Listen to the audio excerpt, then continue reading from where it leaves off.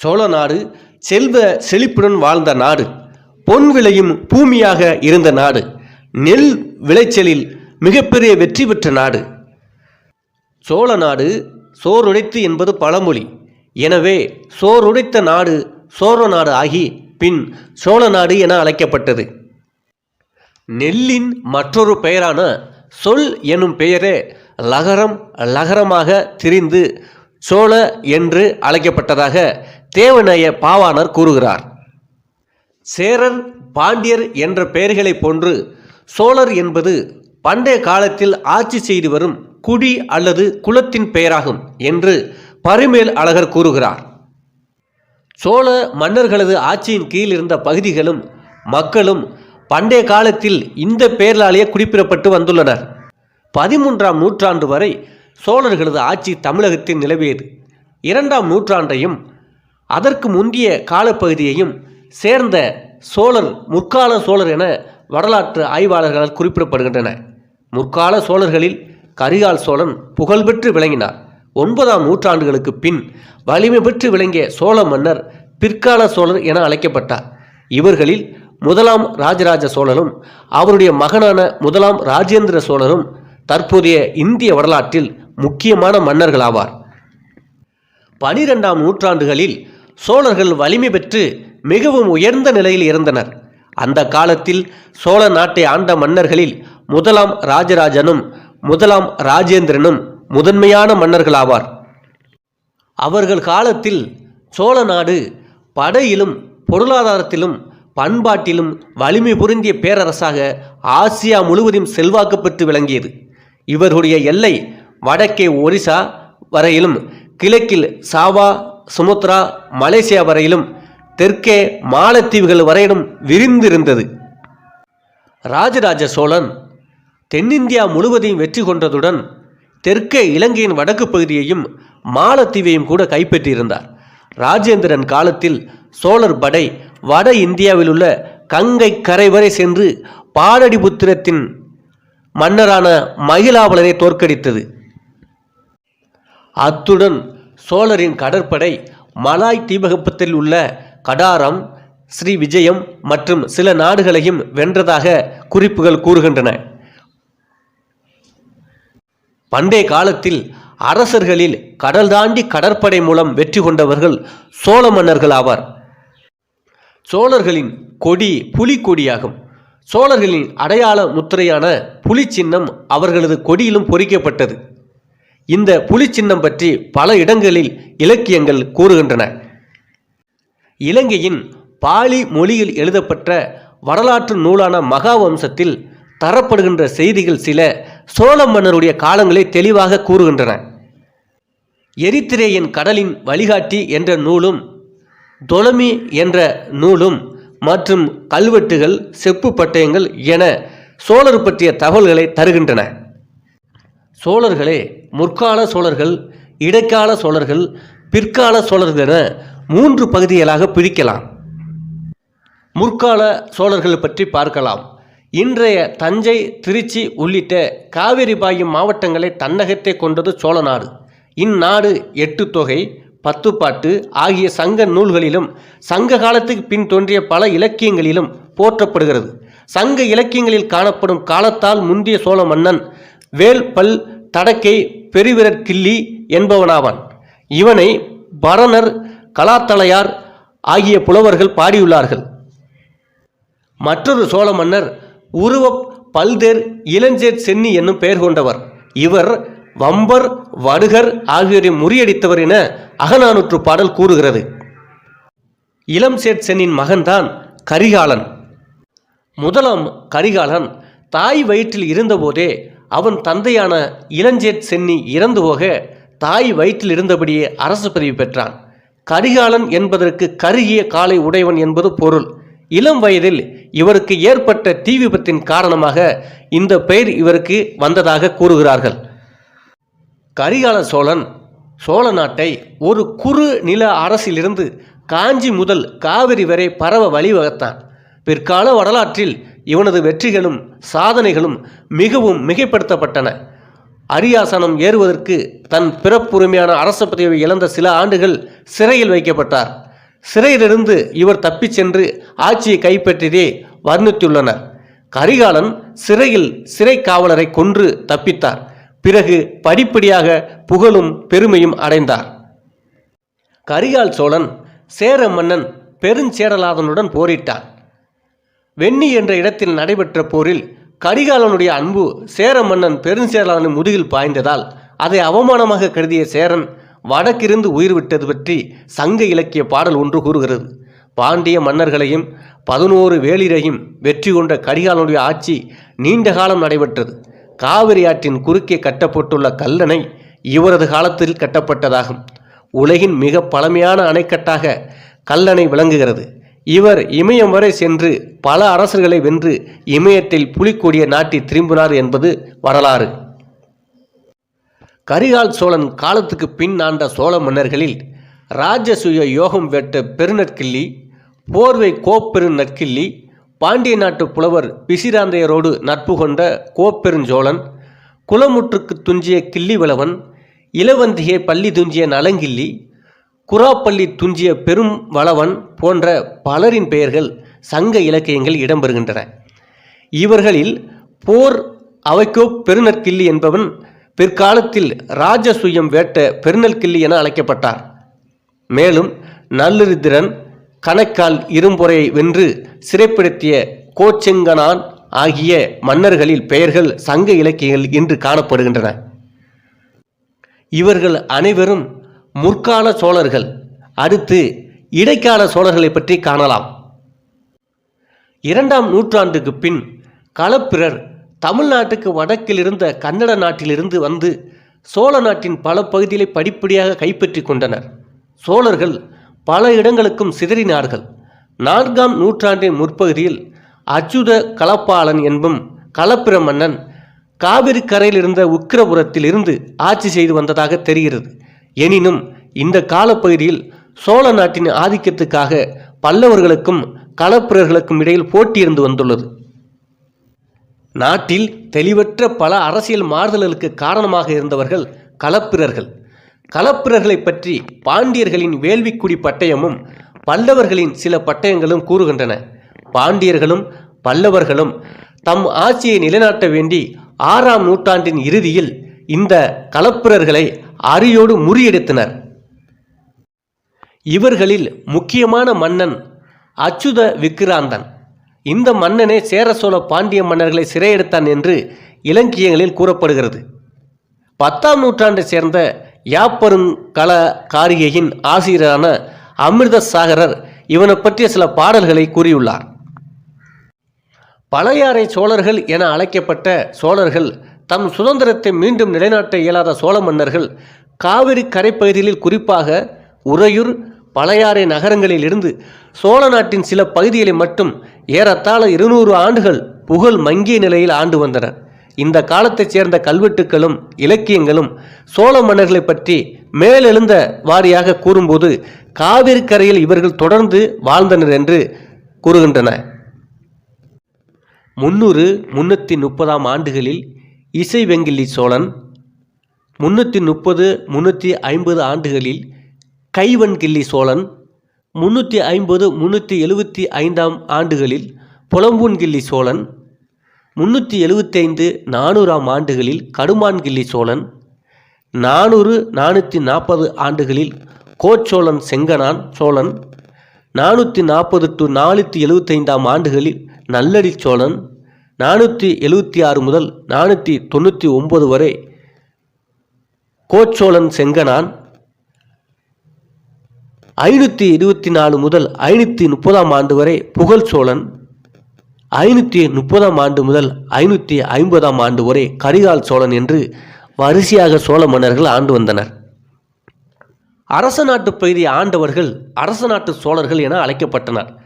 களப்பிரர் மற்றும் முத்தரையர் ஆதிக்கத்தின் காரணமாக சோழர்கள் தமிழகத்தில் செல்வாக்கு இழந்த நிலையில் 3ஆம் கரிகாலன் களப்பிரர், முத்தரையர் ஆகியோரை விரட்டி அடித்ததோடு பல்லவ மன்னனான திரிலோசன பல்லவனை வெற்றி கொண்டு தொண்டை நாட்டை கைப்பற்றினார்.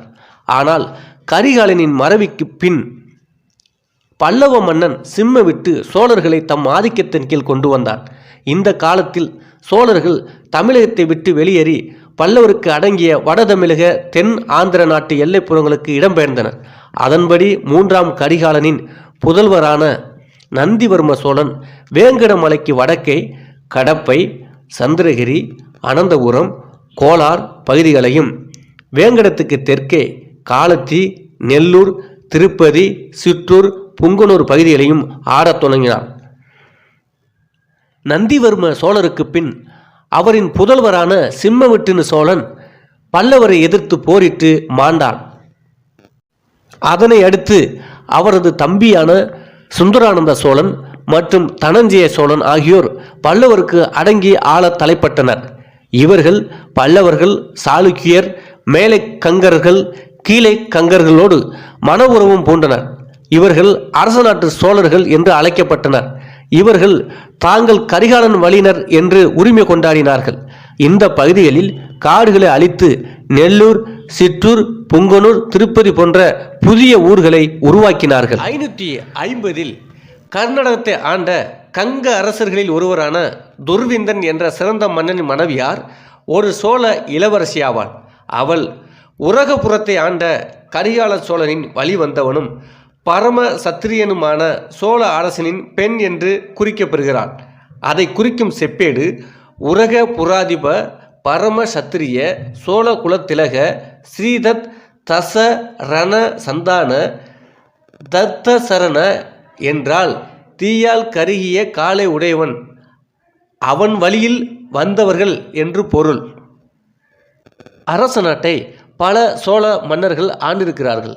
550 முதல் 575 வரை நந்திவர்ம சோழன், 575 முதல் 609 ஆண்டு வரை தனஞ்சய சோழன், 609 ஆண்டு முதல் 630 ஆண்டு வரை மகேந்திரவர்ம சோழன், 630 ஆண்டு முதல் 655 ஆண்டு வரை புண்ணியகுமார சோழன், 650 ஆண்டு முதல் 680 ஆண்டு வரை விக்கிரமாதித்த சோழன், 680 ஆண்டு முதல் 705 ஆண்டு வரை சக்திகுமார சோழன், 705 ஆண்டு முதல் 730 ஆண்டு வரை விக்கிரமாதித்த சோழன், 730 ஆண்டு முதல் 755 ஆண்டு வரை சத்தியாதித்த சோழன், 755 ஆண்டு முதல் 790 ஆண்டு வரை விசயாதித்த சோழன், 790 ஆண்டு முதல் 848 ஆண்டு வரை ஸ்ரீ காந்த ஸ்ரீ மனகர சோழன் போன்றவர்கள் சோழ நாட்டை, அதாவது அரச நாடு என்று அழைக்கக்கூடிய சோழ நாட்டை ஆண்ட மன்னர்களாவார். புண்ணிய குமார சோழனின் ஆட்சி காலத்தில் வருகை தந்த யுவான் சுவாங் என்ற சீன பயணி இவர்கள் நாட்டை சூழிய என்றும் அவர்கள் தம்மை சோழன் கரிகாலன் பரம்பரையினரைச் சேர்ந்தவர்கள் என்று கூறிக்கொண்டனர் என்றும் குறிப்பிடுகிறார். சோழ பேரரசுகளின் சோழ நாட்டு எல்லை தானிய கடகத்திற்கு தென்மேற்கே 200 கல் தொலைவில் அமைந்திருந்ததாகவும் அது 480 கல் சுற்றளவு கொண்டதாகவும் தலைநகரம் 2 கல் சுற்றளவு கொண்டதாகவும் யுவான் சுவாங் தன் பயண குறிப்புகளில் குறிப்பிட்டுள்ளார். சிற்று அரசர்களான சோழர்கள் தம் ஆட்சியை மீண்டும் தமிழகத்தில் ஏற்படுத்த தக்க சமயத்தை எதிர்பார்த்திருந்தனர். பல குறுநில மன்னர்களோடு திருமண தொடர்பு கொண்டு இழந்த செல்வாக்கை சோழர்கள் மீட்க முயன்றனர். பல்லவருக்கு கீழடங்கி ஆண்ட சிற்றரசான விசயாலய சோழன் என்பவன் பாண்டிய மேலாதிக்கத்திலிருந்து ஆட்சி செய்த முத்தரையர்களிடமிருந்து தஞ்சையை கைப்பற்றி பிற்கால சோழர் பரம்பரையை தோற்றுவித்தார். ஸ்ரீகாந்த ஸ்ரீ மனோகர சோழனின் வழித்தோன்றல் விசயாலய சோழன் என சுந்தர சோழன் வெளியிட்ட அன்பில் பட்டயம் தெரிவிக்கின்றது. முற்கால சோழர்கள், இடைக்கால சோழர்கள் வரலாற்றை பார்த்தோம். அடுத்து பிற்கால சோழர்களின் வரலாற்றை பார்க்கலாம். பிற்கால சோழர்களின் வரலாற்றை அறிய வெங்கையா, ஊல்ஸ், கிறிஸ்டின சாஸ்திரி ஆகியோர் தொகுத்த கல்வெட்டுகளும் மன்னர்கள் வெளியிட்ட செப்பேடுகளும் வழி செய்கின்றன. அன்பில் பட்டயங்கள், திருவாலங்காட்டு செப்பேடுகள், கரந்தை செப்பேடுகள், ஆனைமங்கலம் செப்பேடுகள், லெடன் செப்பேடுகள் ஆகியவை அவற்றுள் நிறைய தகவல்களை சொல்லுகின்றன. இவை தவிர இலக்கிய இலக்கணங்களும் கலிங்கத்து பரணி, மூவடுலா, பெரிய புராணம், 12 திருமுறைகள், திவ்ய சூரி சரிதம், வீர சோழியம், தண்டிய லங்காரம் போன்ற நூல்களும் இந்த காலத்தை அறிய உதவும் சான்றுகளாக இன்றும் இருக்கின்றன. 9ஆம் நூற்றாண்டில் தமிழ்நாட்டில் பல்லவர்களுக்கும் தென்பகுதிகளில் வலுவுடன் இருந்த பாண்டியர்களுக்கும் இடையில் போட்டி நிலவியது. இந்த காலகட்டத்தில் சோழ சிற்றரசர்கள் பல்லவர்களுக்கு ஆதரவாக இருந்ததாக தெரிகிறது. பழையாறையில் தங்கி குறுநில மன்னனாக இருந்த சோழ மன்னன் விசயாலயன் என்பவர் தஞ்சையை தலைநகராக கொண்டு ஆண்டு வந்த முத்தரையரை தோற்கடித்து தஞ்சையை கைப்பற்றி அங்கே தனது ஆட்சியை நிறுவினார். பாண்டியர்களையும் போரில் தோற்கடித்து தனது செல்வாக்கை வளர்த்து கொண்டார். அது முதல் 13ஆம் நூற்றாண்டு வரை துங்கபத்திரை ஆற்றின் தெற்கில் உள்ள நிலப்பகுதி முழுவதிலும் சோழ பேரரசின் செல்வாக்கு ஓங்கியது. அந்த மன்னன் தஞ்சையில் நிதம் பசுதனி ஆலயம் எடுத்தார் என திருவாலங்காட்டு செப்பேடுகள் தெரிவிக்கின்றன. விசயால சோழன் 871ஆம் ஆண்டு இறந்தார்.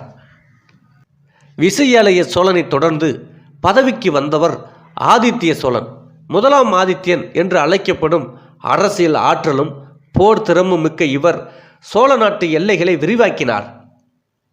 880ஆம் ஆண்டுகளில் பல்லவர்களே ஏற்பட்ட அதிகார போட்டியின் காரணமாக நிருபத்துங்க பல்லவனுக்கும் பல்லவன் அபராசிதனுக்கும் இடையே திருப்புறம்பியம் என்னும் ஊரில் போர் நடந்தது. இந்த போரில் அபராசிதனுக்கு 1ஆம் ஆதித்தன், கங்க மன்னன் பிரிதிவி விபதி ஆகியோர் துணை நின்றனர். நிருபத்துங்க பல்லவனுக்கு பாண்டியன் வடகுணன் துணை நின்றார். இந்த போரில் அபராசிதன் வெற்றி பெற்றார். பிரிதி விபதி மரணமடைந்தார். தோல்வியுற்ற பாண்டியன் தன் நாடு திரும்பினார். திருப்புறம்பியர் போர் சோழ நாட்டின் எதிர்காலத்துக்கு பெரும் திருப்பமாக அமைந்தது. இந்த போரில் அபராசிதனுக்கு எதிராக நின்ற பாண்டியர்கள் வடக்கு பாண்டி நாட்டிலிருந்து துரத்தப்பட்டனர். இவற்றை ஆதித்யன் கைப்பற்றினார். அபராசிதனும் சோழர்களுக்கு சில ஊர்களை பரிசாக அளித்தான். அந்த காலத்தில் சோழ நாட்டில் பெரும்பகுதி பல்லவர் வசம் இருந்தது. மனம் கொதித்து அதை மீட்கும் முயற்சிகளில் ஆதித்தர் ஈடுபட்டான். பல்லவர்கள் மீது படையெடுத்த ஆதித்த சோழன் அபராசித பல்லவனை கொன்று தொண்டை மண்டலத்தையும் சோழ நாட்டுடன் இணைத்தார். இவருடைய அதிகாரம் கங்கர் நாட்டிலும் கொங்கு நாட்டிலும் பரவி இருந்தது. சேர நாட்டுடனும் ராட்டிரங்கூடருடனும் வேறு அயல் நாடுகளுடனும் நட்புறவை பேணி வந்த அவன் சோழர்களை மீண்டும் உயர்நிலைக்கு கொண்டு வந்தார். 907ஆம் ஆண்டுக்கு பிறகு அரியணை ஏறியது 1ஆம் பராந்தக சோழனாவார். 907ஆம் ஆண்டு 1ஆம் பராந்தக சோழன் அரியணை ஏறினார். இவர் காலத்தில் சோழ பேரரசு வடக்கே காலத்தி முதல் தெற்கே காவிரி வரை பரவி இருந்தது. இவரும் போர் நடவடிக்கைகளில் தீவிரமாக ஈடுபட்டார். பாண்டியர்களுடன் போரிட்டு மதுரையை கைப்பற்றி கன்னியாகுமரி வரை பரந்த பாண்டிய நாட்டை சோழ நாட்டுடன் இணைத்து கொண்டார். உலக வரலாற்றில் முதலில் குடியுரிமை மற்றும் வாக்குச்சீட்டு ஆகியவற்றை அறிமுகம் செய்தவர் இவராகும்.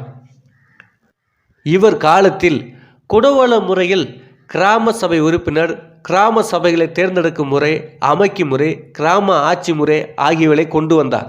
இந்த விவரங்களை உத்திரமேரூரிலும் வேறு சில ஊர்களில் உள்ள கல்வெட்டுகள் வெளிப்படுத்துகின்றன. இவர் காலத்துக்கு பிறகு சோழர் ஆட்சி 300 ஆண்டுகள் வரை தொடர்ந்தது. அந்த அளவிற்கு 1ஆம் பராந்தக சோழன் பறந்து விரிந்து ஆண்டார்.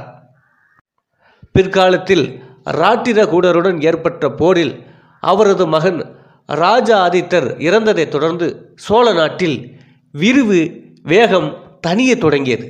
ராட்டிரகூடர்கள் சோழ நாட்டின் சில பகுதிகளை கைப்பற்றி கொண்டனர்.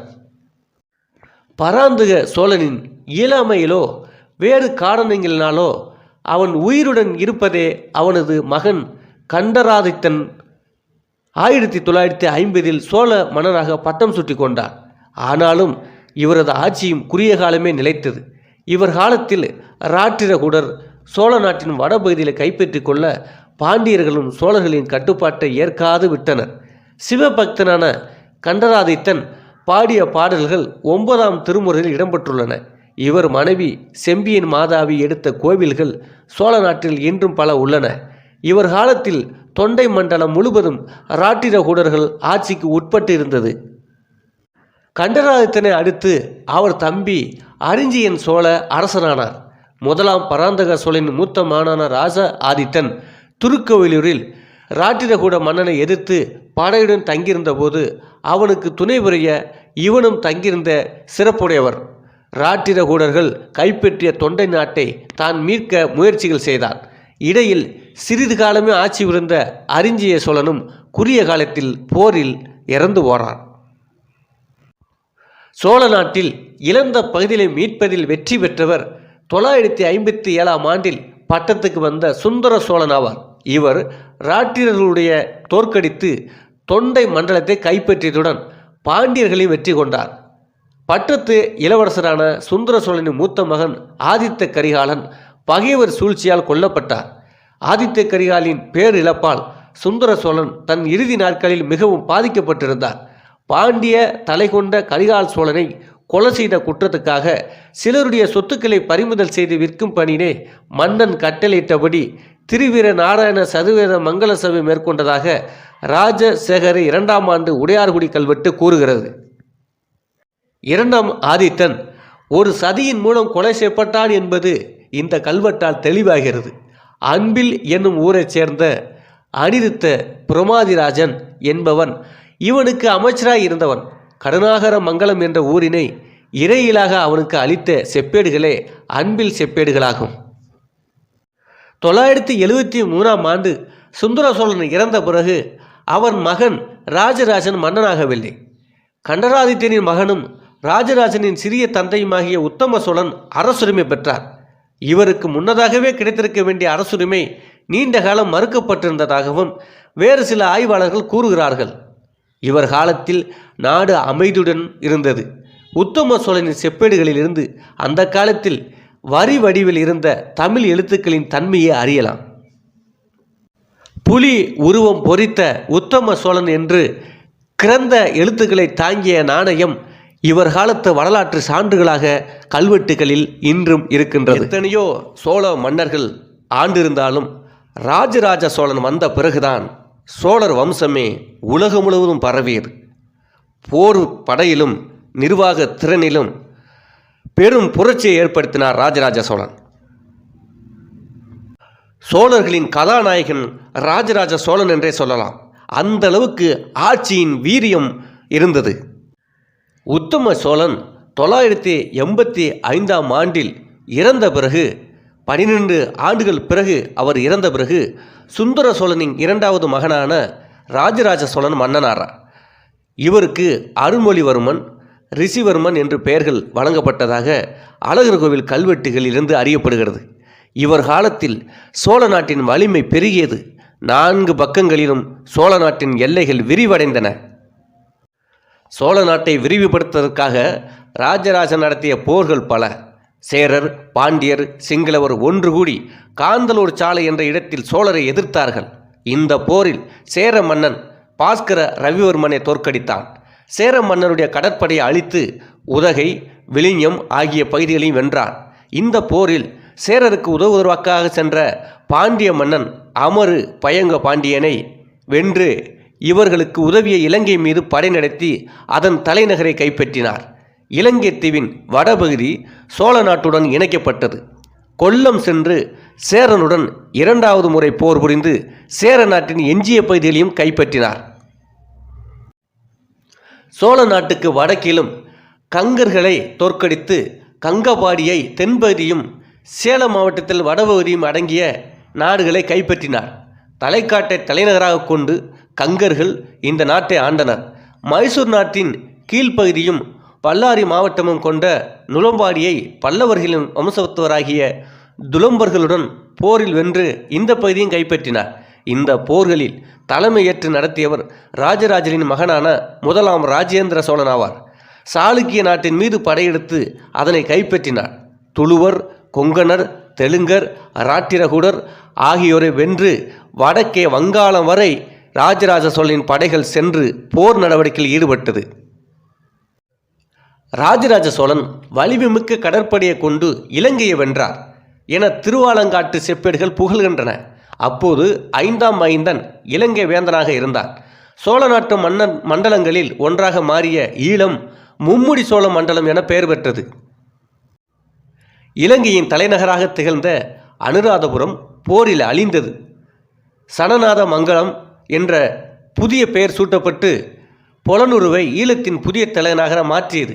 இங்குள்ள ஒரு பௌத்த விகாரையின் பெயர் ராஜராஜ பெரும்புள்ளி. ராஜராஜ சோழ மன்னனின் பெயரில் இது இருப்பது குறிப்பிடத்தக்கது.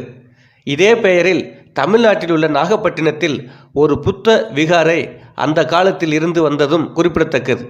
ராஜேந்திரன் வானவன் மாதேஸ்வரம் என்ற பெயரில் இங்கு கற்றளி எடுத்தான்.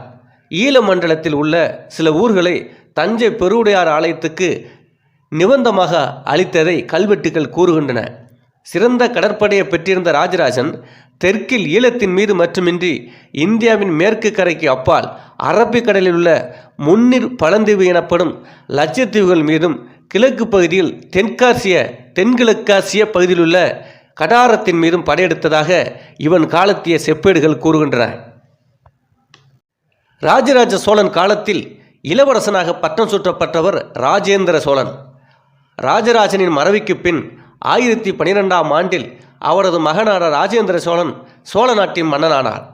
ஏற்கனவே தந்தையோடு போர் நடவடிக்கைகளிலும் நிர்வாகத்திலும் ஈடுபட்டு அனுபவமும் திறமையும் பெற்றிருந்த ராஜேந்திரன் ஆளுமை கொண்டவனாக விளங்கினார். இவனது ஆட்சியில் தற்போதைய தமிழ்நாடு, ஆந்திரா, கேரளா மாநிலங்களையும் மைசூர் நாட்டின் ஒரு பகுதியையும் ஈழ நாட்டையும் உள்ளடக்கியதாக இருந்த சோழ நாடு மேலும் விரிவடைந்தது. சேர நாட்டின் மீது படையெடுத்து அதன் அரசனான பாசுகர ரவிவர்மனை அகற்றிவிட்டு அந்த நாட்டை சோழரின் நேரடி ஆட்சியின் கீழ் கொண்டு வந்தார். ஈழ நாட்டின் மீதும் படையெடுத்து முழு நாட்டையும் கைப்பற்றியதுடன் தப்பி ஓடிய பாண்டியன் இலங்கையில் மறைந்து வைத்திருந்த பாண்டி நாட்டு மணிமுடியையும் செங்கோலையும் மீட்டு வந்தார். வடக்கு எல்லையில் சாளுக்கியர்கள் கலிங்கர்களுடன் ஒட்ட விசயர்களுடனும் சேர்ந்து கொண்டு சோழரை எதிர்த்தனர். இதனால் சோழர் படைகள் வடநாடு நோக்கி சென்றன.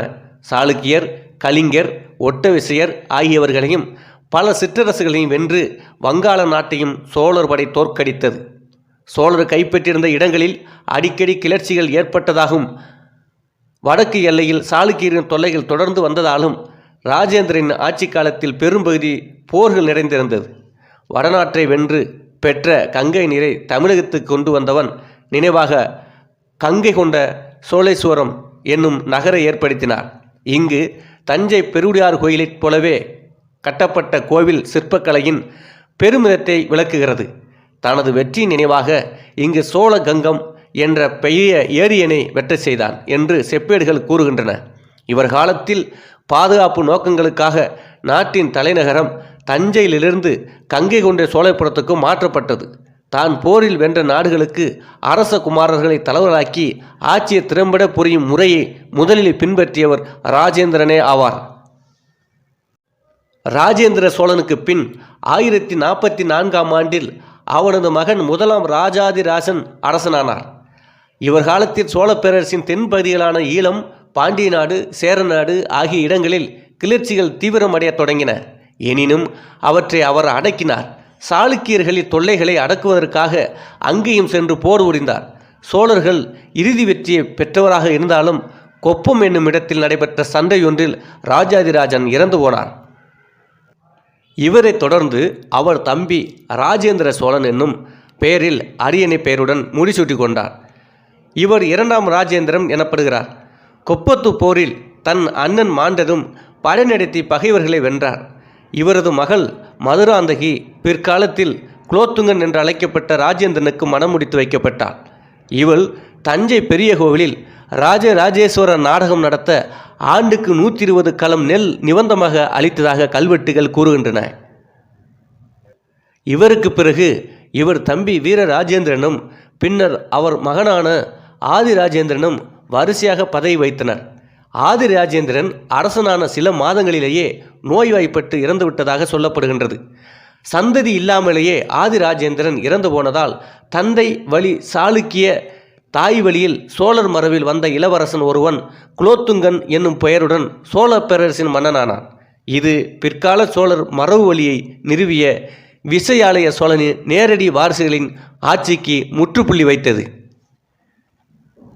ராஜராஜ சோழனின் தமக்கையான குந்தவியின் மகனுக்கும் முதலாம் ராஜேந்திரனின் மகள் அம்மங்கா தேவிக்கும் பிறந்தவன் குலோத்துங்கன்.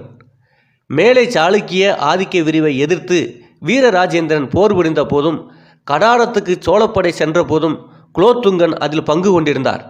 குழப்பம் மிகுந்து அரசு நில்லாது சோழநாடு தவித்தபோது அரசனாகி 50 ஆண்டுகள் சோழநாடு சிதையாமல் காத்தவன் முதலாம் குலோத்துங்க சோழன். முதலாம் குலோத்துங்க சோழனின் காலமும் பெரும் கிளர்ச்சிகளை கொண்ட காலப்பகுதியாகவே அமைந்தது. பாண்டிய நாட்டிலும் சேர நாட்டிலும் படை நடத்தி கிளர்ச்சிகளை அடக்க வேண்டியிருந்தது. வட பகுதிகளிலும் போர் ஓய்ந்தபாடு இல்லை. எனினும் ஈழ நாட்டில் விஜயபாகு என்பவர் சோழருடன் போரிட்டு ஈழத்திலிருந்து சோழராட்சியை அகற்றினார். ஈழத்தில் ஏறத்தாழ 70 ஆண்டுகள் நிலவிய சோழராட்சி அங்கிருந்து அகற்றப்பட்டது. சோழ நாட்டின் பிற பகுதிகளில் நிலவிய நிலைமைகளை கருத்தில் கொண்டு குலோத்துங்க சோழன் ஈழ நாட்டை மீட்க படைகளை அனுப்பவில்லை என்று கருதப்படுகிறது. குலோத்துங்க சோழன் இயன்றவரை பயனற்ற போரை ஒதுக்கினார். ராஜராஜ சோழன் கைப்பற்றிய நாடுகள் அந்நாட்டு மன்னர்களின் முயற்சியாலும் குலோத்துங்கனின் அமைதி கொள்கையாலும் சோழர் கையை விட்டு நழுவின. குலோத்துங்கனின் இறுதி காலத்தில் தெற்கிலிருந்தும் வடக்கிலிருந்தும் பிரச்சனைகள் உருவாயின. சோழ பேரரசு ஆட்டங்காணும் நிலை ஏற்பட்டது. வடக்கிலிருந்து வந்த படையெடுப்புகள் சோழ நாட்டுக்கு பெரும் சேதத்தை விளைவித்தன. சோழர்கள் வெளிநாட்டுடன் தொடர்பு ஏற்படுத்தியிருந்தனர். முதலாம் ராஜராஜன் மற்றும் முதலாம் ராஜேந்திரன் காலங்களிலேயே சீன நாட்டுடன் சோழ நாட்டுக்கு தொடர்பு இருந்து வந்தது. குலோத்துங்கனும் தன் ஆட்சி காலத்தில் வணிக தொடர்பு ஏற்படுத்தி கொள்ள 72 பேர் அடங்கிய ஒரு தூதுக்குழுவை சீனாவுக்கு அனுப்பி வைத்தார். மேலும் கடாரம், சுமத்திரா போன்ற தீவுகளுடனும் வணிக தொடர்பு கொண்டிருந்தார். குலோத்துங்க சோழனின் ஆட்சியின் போது வரியை நீக்கினார். எனவே சுங்கம் தவிர்த்த சோழன் என அழைக்கப்பட்டார். ராஜராஜனின் ஆட்சிக்கு பின் இவரது ஆட்சி காலத்தில் சோழ நாடு முழுவதையும் அளக்கும் பணி தொடங்கி 2 ஆண்டுகளில் முடிவுற்றது. நிலம் அளந்த செயல் இவரது ஆட்சி காலத்தில் நிகழ்ந்த மற்றொரு சிறப்பான செயலாகும். இவர் சைவ சமயத்தை சேர்ந்தவராக இருந்தபோதும் வைணவ, சமண, பௌத்த சமயங்களையும் ஆதரித்ததாக கல்வெட்டுகள் கூறுகின்றது. குலோத்துங்கனது அவைகள புலவராக திகழ்ந்தவர் ஜெயங்கொண்டார். இவர் குலோத்துங்க சோழனின் கலிங்க வெற்றியை புகழ்ந்து கலிங்கத்து பரணி இயற்றியவர். முதலாம் குலோத்துங்க சோழனுக்கு பின்னர் அவரது மகனான விக்கிரம சோழன், 2ஆம் குலோத்துங்க சோழன், 2ஆம் ராஜராஜ சோழன், 2ஆம் ராஜாதிராஜ சோழன், 3ஆம் குலோத்துங்க சோழன் ஆகியோர் வரிசையாக சோழ நாட்டை ஆண்டனர். இக்காலத்தில் சோழர் தொடர்ந்து வலிமை இழந்து வந்தனர். நாட்டின் வடக்கிலும் ஓய்சாளர்கள் செல்வாக்கு உயர்ந்தது. குறு நில மன்னர்களும் ஆதிக்கம் பெற நேரம் பார்த்திருந்தனர். தெற்கே பாண்டியர்கள் வலிமை பெற்று வந்தனர். உள்நாட்டு குழப்பங்களும் விளைந்து கொண்டிருந்தன. 1216ஆம் ஆண்டில் ஆட்சிக்கு வந்த 3ஆம் ராஜராஜன் காலத்தில் மாரவர்மன் சுந்தரபாண்டியன் தலைமையில் பாண்டியர்கள் கங்கை கொண்ட சோழபுரம் மீது படையெடுத்து அதனை கைப்பற்றி கொண்டனர். எனினும் சோழர்களுக்கு ஆதரவாக போசள மன்னனான 2ஆம் நரசிம்மன் சோழ நாட்டில் புகுந்து பாண்டியர்களை தோற்கடித்து மன்னனை காப்பாற்றினார். 3ஆம் ராஜராஜனுக்கு பின்னர் 1246ஆம் ஆண்டில் 3ஆம் ராஜேந்திர சோழன் மன்னரானார். இவர் காலத்தில் வலிமை பெற்ற பாண்டியர்கள் சோழர்களை வென்று அவர்களை சிற்றரசுகள் நிலைக்கு தாழ்த்தினர். 3ஆம் ராஜராஜனுடன் பிற்கால சோழரின் பெருமை மங்கி போய்விட்டது. சோழர்களின் ஆட்சி வீழ்த்தப்பட்டு பாண்டியர்கள் ஆட்சி நடைபெற்றது.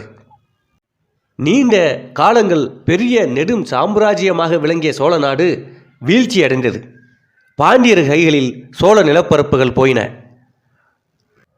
தமிழ் மரபுகளின்படி பண்டைய சோழ நாடு தற்கால தமிழ்நாட்டின் நாகப்பட்டினம், திருவாரூர், திருச்சிராப்பள்ளி மற்றும் தஞ்சாவூர் மாவட்டங்களை உள்ளடக்கியிருந்தது.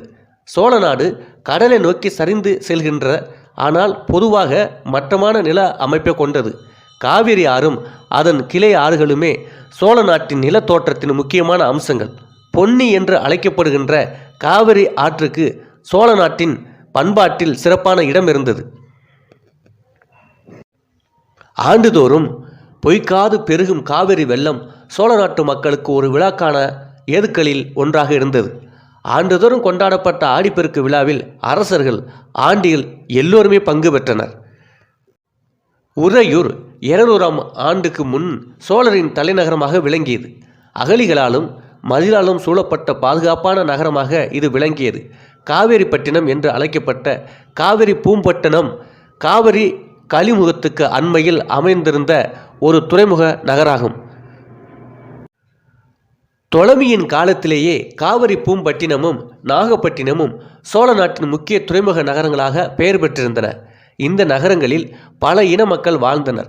இவை வணிக மையங்களாக விளங்கி பல மதத்தினவரையும் கவரும் இடங்களாக இருந்தன. பண்டைய ரோமர்களின் கப்பல்களும் இந்த துறைமுகங்களுக்கு வந்தன. கிறிஸ்துவ சகாப்தத்தின் தொடக்க காலங்களைச் சேர்ந்த ரோமானிய நாணயங்கள் பல காவிரியின் கலிமுக பகுதிகளில் கண்டெடுக்கப்பட்டுள்ளன. சோழ நாட்டின் இன்னொரு முக்கிய நகரம் தஞ்சாவூர் 9லிருந்து 11ஆம் நூற்றாண்டு வரை சோழ பேரரசின் தலைநகராக விளங்கியது. விஜயாலய சோழன் தஞ்சையை தன் தலைநகரமாக தேர்ந்தெடுத்து வெற்றிகள் பல பெற்றார். பல்லவ நாட்டை கைப்பற்றிய பிறகு காஞ்சியை 2ஆம் தலைநகரமாக கொண்டு அவ்வப்போது சோழ அரசர்கள் அங்கிருந்தும் ஆட்சி பொறுப்பை கவனித்து வந்தனர். எனினும் தஞ்சையே முக்கிய நகரமாக விளங்கியது. சிறிது காலத்துக்கு பின் தஞ்சை அதன் முதன்மை இடத்தை இழந்தது. ராஜராஜனின் மகன் 1ஆம் ராஜேந்திரன் கங்காவூரி என்ற புதியதோர் நகரை உருவாக்கி அதை தன் தலைநகராக கொண்டார். பின்னர் 11 முதல் 13ஆம் நூற்றாண்டு வரை கங்ககண்ட சோலைபுரம் தலைநகரமாக இருந்தது. சோழ கங்கம் என்ற அழகிய பெரிய ஏரியை கொண்ட இந்த நகர் பல நூற்றாண்டுகளாய் ராஜேந்திரனின் பெரு நோக்குக்கும் பெருமைக்கும் சின்னமாக விளங்கியது. கும்பகோணத்தை அடுத்துள்ள பழையாறையில் ஒரு அரண்மனையும் 1ஆம் ராஜராஜனுடைய பெயரிலேயே அருள்மொழி தேவேச்சுரம் என்ற கோவிலும் இருந்தது. இந்த அரண்மனையில் ராஜராஜனின் தமக்கை குந்தவை பலகாலம் விரும்பி தங்கியிருந்தாள் என்றும் ராஜராஜனும் சில காலம் தங்கியிருந்ததாகவும் கல்வெட்டு குறிப்புகள் கூறுகின்றன. 1ஆம் ராஜேந்திரன் மதுரையில் மிக பெரியதொரு அரண்மனை கட்டியதும் தவிர உத்திரமேரூர் போன்ற இடங்களிலும் சோழர் அரண்மனைகள் இருந்ததாகவும் கல்வெட்டுகளில் இருந்து அறிகிறோம். முத்தொள்ளாயிரம் என்ற இலக்கிய நூலில் வரும் ஒரு பாடல் சோழர்களின் ஆட்சி முறை பற்றி கூறுகிறது. கச்சி ஒரு கால் மிதியா ஒரு காலால் தத்து நீர் தன்னுஞ்சை தான் மிதியா பிற்றையும் ஈழம் மிதியா வருமே எம் கோழியர் கொக்கிலி களிறு என்று அந்த பாடல் சோழர்களின் ஆட்சியை விளக்குகிறது. சோழர்கள் ஜாதிய அடுக்கமைவையும் அமைப்பையும் ஏற்று அதற்கு கட்டுப்பட்டு ஆட்சி புரிந்தார்கள். இவர்கள் காலத்துக்கு முன்னரேயே தீட்டு கோட்பாடு தமிழ் சமூகத்தில் வழங்கியதானாலும் இதை அமுல்படுத்துவதில் சோழரின் பங்கும் குறிப்பிடத்தக்கது.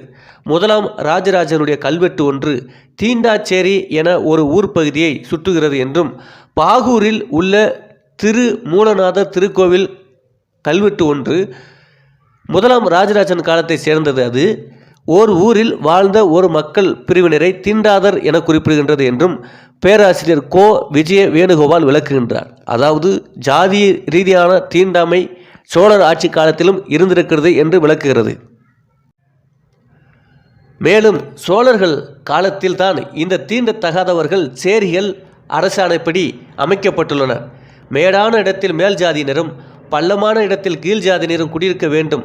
அப்பொழுதுதான் முற்றத்தில் வரும் மழை தண்ணீர் கூட தீட்டுப்படாதா இருக்கும். மேலும் குனிந்து போகும்படியாகத்தான் குடிசை கட்ட வேண்டும். சாளரம் வைத்து கட்டக்கூடாது. சுவருக்கு வெள்ளையடிக்கக்கூடாது. பிணத்தை சும்மாதான் எடுக்க வேண்டும். பொது குளத்தில் தண்ணீர் எடுக்கக்கூடாது என்றெல்லாம் ஆணை போட்டு அமுல்படுத்தியிருப்பதாக தெரிகிறது. இந்த ஆணைகள் அக்காலத்தில் நிலவிய அடக்குமுறைகளை எடுத்துக்காட்டுவதாக ஆய்வாளர்கள் கூறுகிறார்கள். பிராமணர்களே சோழ நிர்வாகத்தின் முக்கிய பதவிகளை கட்டுப்பாட்டுக்குள் வைத்திருந்தனர். மற்றவர்கள் அவர்களுக்கு வேலை செய்தார்கள். பிராமணர்கள் அல்லாதோர் ஒன்றாக செயல்படுவதை தடுப்பதற்கு ஜாதிய சார்பையும் ஜாதி ஒற்றுமையும் ஜாதிய சமூகங்களையும் பிராமணர்கள் ஊக்குவித்தார்கள். சமூக வாழ்வில் முழு பங்கும் ஏற்க பெண்களுக்கு எந்தவித தடையும் இல்லை. ஆனால் அடக்கமே பெண்களின் தலைசிறந்த அணிகலனாக கருதப்பட்டது. பொதுவாக சொத்து வைத்துக் கொள்வதற்கும் அந்த சொத்துக்களை தாங்கள் விரும்பியபடி அணிவித்து வரவும் அவர்களுக்கு உரிமை இருந்து வந்தது. அரசர்கள் மீது அரச குடும்பத்து பெண்களுக்கு மிகுந்த செல்வாக்கு இருந்தது. அரசர்களும் செல்வந்தர்களும் பல மனைவியரை திருமணம் செய்து கொண்டனர். ஆனால் பொதுவாக ஓர் ஆடவனுக்கு ஒரு மனைவி என்ற நியதியை பெருவாரியாக நடைமுறையில் இருந்து வந்தது. சிறந்த பயிற்சி தேவைப்படாத வேலைகளில் பெண்கள் அமர்த்தப்பட்டனர்.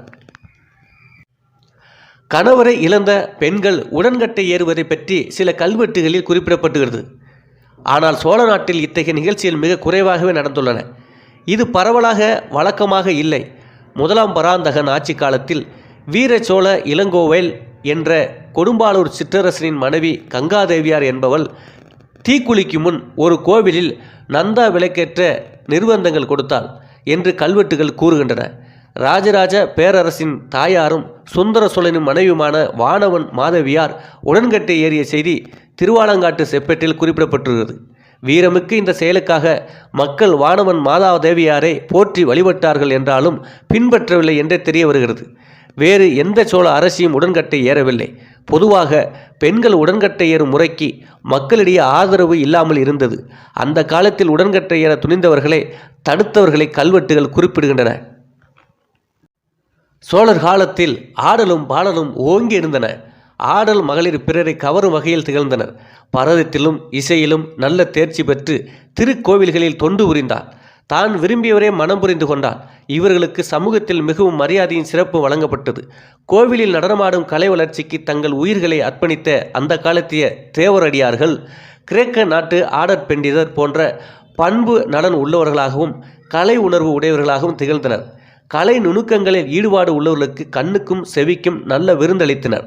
திருக்கோவில்களில் இறை தொண்டிற்காகவே பலர் தங்கள் வாழ்நாளை எல்லாம் அர்ப்பணித்து கொண்டனர். அவர்களது வருவாயில் பெரும்பங்கு கோவில் வழிபாடு முதலியவற்றிற்காகவே செலவிடப்பட்டது என்று பின்னே வந்த முகமதிய எழுத்தாளர்கள் வியப்புடன் தெரிவிப்பதில் அறியலாம். சோழர் காலத்தில் தேவரடியார்கள் மதிப்பான இடம் பெற்றிருந்தனர் என்பது சோழர் அவர்களுக்கு வழங்கியுள்ள ஏராளமான கொடைகளை பற்றிய கல்வெட்டுகளை பார்த்தால் விளங்கும். இவர்கள் மன வாழ்க்கையிலும் ஈடுபட்டிருந்தனர். சதுரன் சதுரி என்னும் ஒரு தேவரடியால் நாகன் பெருங்காடான் என்பவரின் மனைவி என்று திருவொற்றியூர் கல்வெட்டு கூறுகிறது. அவ்வாறே தஞ்சை மாவட்டத்தில் உள்ள ஒரு கோவிலில் பணிபுரிந்த தேவரடியால் மணவாளன் என்பதே 3ஆம் குலோத்துங்கன் கல்வெட்டு தெரிகிறது. தேவரடியால் என்பது தேவதாசிகள் ஆவார். இறைவனுக்கு அர்ப்பணிக்கப்பட்டவர்களாக, கோயிலுக்கு பணி செய்பவர்களாக, கோயிலுக்கு தொண்டாற்றக்கூடியவர்களாக பெரும் மதிப்பு அந்த காலத்தில் அவர்களுக்கு இருந்தது.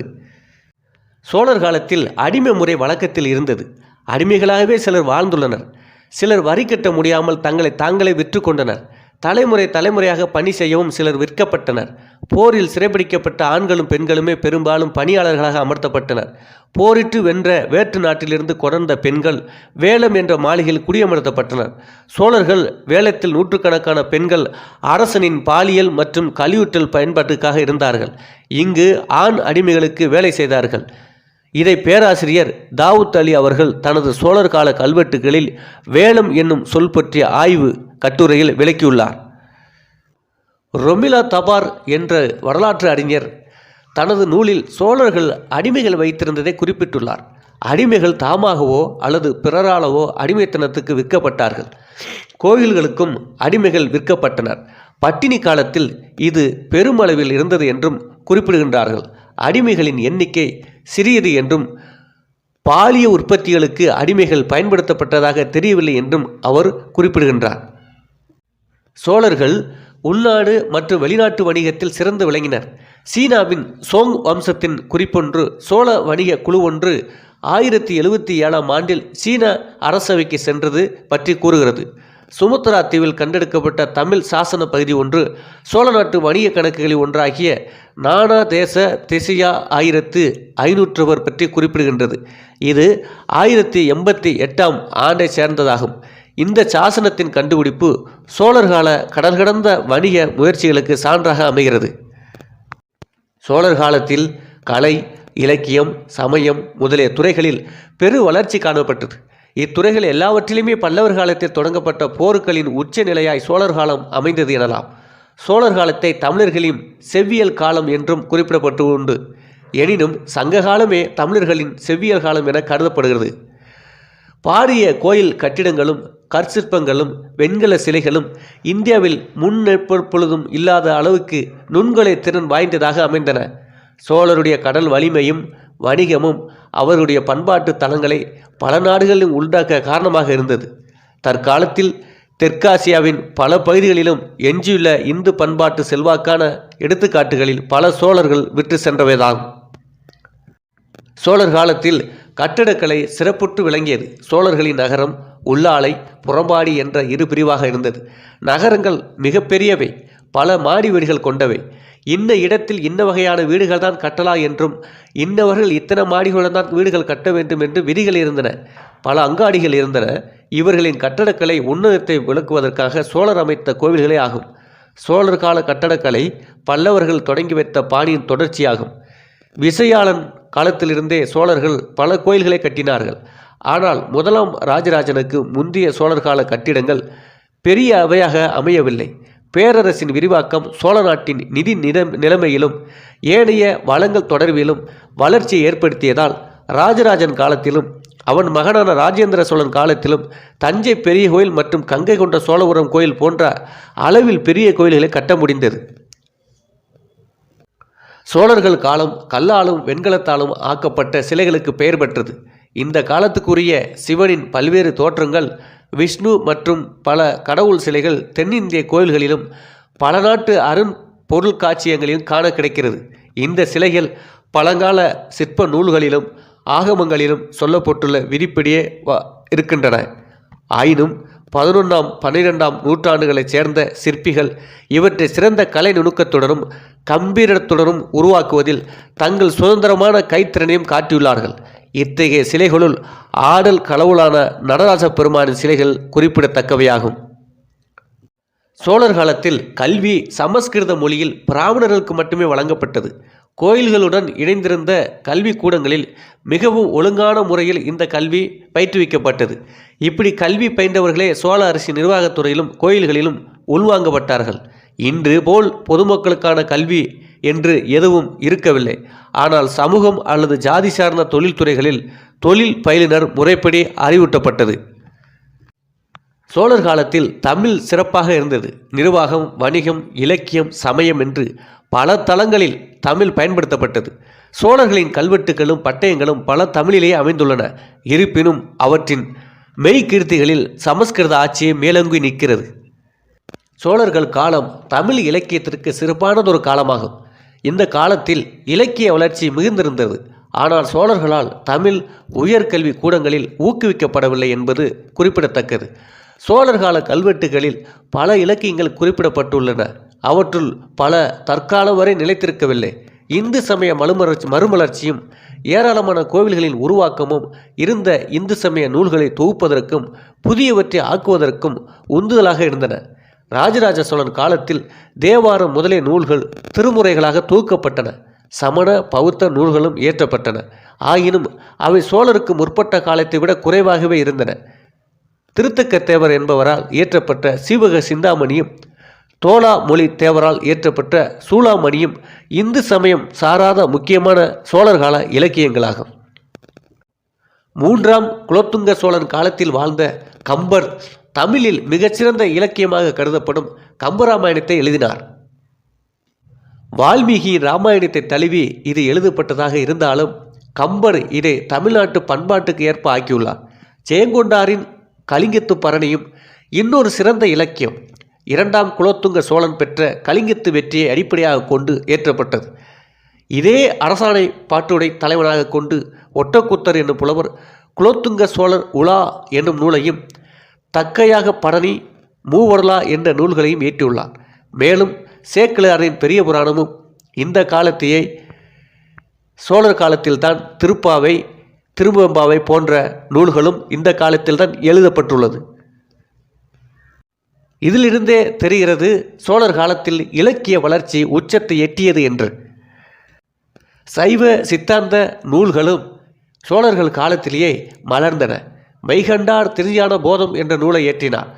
வாசிக முனிவரின் ஞானாமிர்தம், திருவியலூர் உய்ய வந்த தேவநாயனார் எழுதிய திருவிந்தையார், அருளந்தி சிவாச்சாரியர் எழுதிய சிவஞான சித்தியார், உமாபதி சிவாச்சாரியன் 8 நூல்கள் என சைவ சித்தாந்த அறிவு சோழர் காலத்தில் உருவாகி முறையான வடிவம் பெற்றது.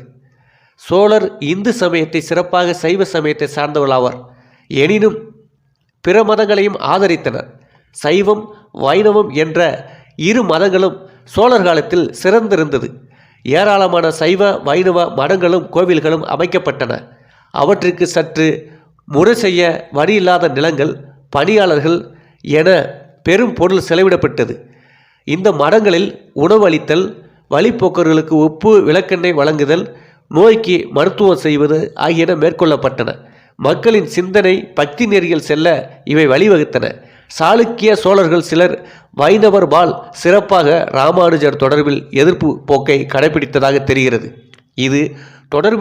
இதன் தொடர்ச்சியாகவே ஆதி ராஜேந்திர சோழன் மரணம் அடைந்ததாக சிலர் கூறுகிறார்கள். அதாவது ராமானுஜர் எதிர்ப்புக்கும் ராஜேந்திர சோழன் மரணத்துக்கும் சம்பந்தம் இருப்பதாகவும் சில கருத்துக்கள் கூறப்படுகின்றன. இவ்வாறு மொழி, கட்டடக்கலை, சமயம், நிர்வாகத்திறன், படை வளம், செல்வ செழிப்பு, விவசாயம் என கொடிகட்டி பறந்த சோழ வம்சம் தமிழர்களின் மிகப்பெரிய அடையாளம். இன்று தமிழர்கள் மனிதர்கள் வாழ்வதற்கு கல்வி, பொருளாதாரம், அடிப்படை வசதிகள், நிர்வாகத்திறன் போன்ற அனைத்து சக்தியிலும் வருவதற்கு காரணம் ஒன்று சக்தியாக முதலில் இருந்தவர்கள் சோழர்கள்தான் என்பது நன்றாக தெரிகிறது.